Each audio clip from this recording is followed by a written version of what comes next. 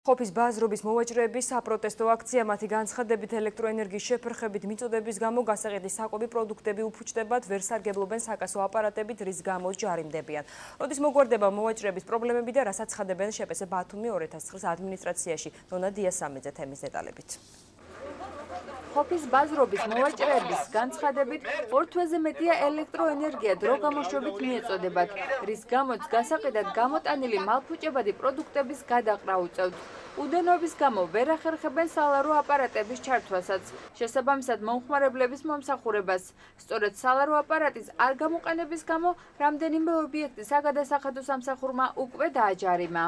1 საათი შუგი გვაქვს, მეორე საათი არა, ხალხს პროდუქტი აქვს, უფუჭდება, მოდის უნებლობის სამსახური ამოწმებს, ის პროდუქცია ფუჭდება, ყველას აქვს საბუთო ვაჭრობა, საცალო ვაჭრობა, საბუთი უნდა ამოიწეროს, საბუთი არ იწერება, ვერ იწერება, მოდის გარეთ იქეთ მარჯვენა მხარეს შემოსასვლელში, მარცხენა მხარეს შემოსასვლელში ჩასაფრებულია საგადასახადო, რომელიც ამ ხალხს თხოვს პასუხს. ამ ხალხმა საიდან ამოწეროს ის ჩეკი, როცა შუქი არა, რა ქნას უბრალო ადამიანმა. შუქის გათიშვა და კასის გათიშვა ერთდროულია. არ შეიძლება რომ 10 წუთითაც იმუშაოს კასა. თავთ დვიჟოგებს, ხალხი შეწუხებულია. ელემენტარული პირობა არ გვაქვს, რომ ერთი ნატურა და ვთქვათ ვენტილატორი ამ პაპანაკებაში ჩავირთოთ. არ გვაქვს არანაირი პირობა. წინა თვეში მივმართეთ, მივედით ადმინისტრაციაში თხოვნით, გვატყუებენ 2 დღეში, 3 დღეში, 1 თვეში მოგვარდება, სინამდვილეში მოუგვარებელი პრობლემა რჩება ისევ. გვეშლება ხელი ვაჭრობაზე, არ შემოდის მომხარებელი, იმიტომ რომ ვერ ვაძლევთ საბუთებს, არ არის 15 წუთი გვაქვს შუქი, 2 საათი გამორთულია. 10 წუთი გვაქვს შუქი, 3 საათი გამორთულია.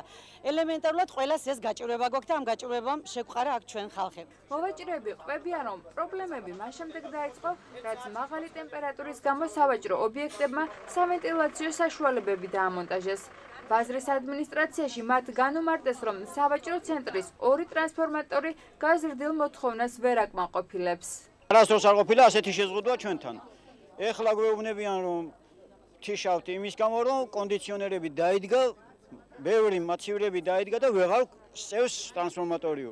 თვითონ იგი მეჩეკეს რასაც უძახით, იყო მოსული და გითხრა 31-ში დამონტაჟებული იქნება ახალი ტრანსფორმატორი. ფაქტიურად დღეს 16-15-ია და არა სტრეიგი ტრანსფორმატორი. ესე იგი მოგვატყუეს, რომ ჩეკები ის ფული ეხეგეს არენდის, იმიტომ ხალხი გაცოფებული იყო, არ იხდიდა. ფაქტია, რომ ადამიანები ზარავდებიან.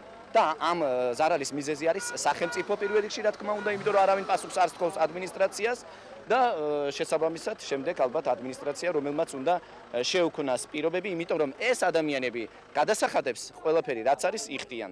შეპესე ბათუმი 2009 წლის ადმინისტრაციის განმარტებით დენის მიწოდებაზე და შეზღუდვის დაწესება აუცილებელი მას შემდეგ გახდა, რაც ზედმეტი დატვირთვის გამო სისტემის მთლიანად წყობრიდან გამოსვლის საშიშროება დადგა. დაახლოებით 1 კვირაში ტრანსფორმატორი უკვე იქნება ბათუმში და 1 დღე დაჭირდება ტრანსფორმატორის დამონტაჟებას.